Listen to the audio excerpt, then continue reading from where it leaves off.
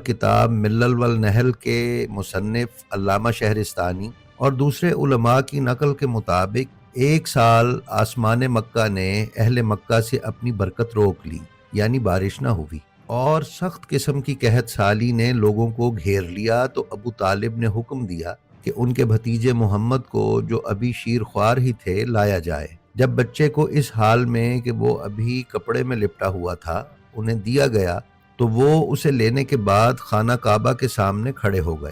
اور آہوزاری کے ساتھ اس طفل شیر خوار کو 3 مرتبہ اوپر کی طرف بلند کیا اور ہر مرتبہ کہا، پروردگار، اس بچے کے حق کا واسطہ ہم پر بابرکت بارش نازل فرما دے۔ زیادہ دیر نہ گزری تھی کہ افق سے بادل کا ایک ٹکڑا نمودار ہوا اور مکہ کے آسمان پر چھا گیا، اور بارش سے ایسا سیلاب آیا جس سے خوف پیدا ہونے لگا کہ کہیں خانہ کعبہ کو ہی نہ نقصان پہنچ جائے۔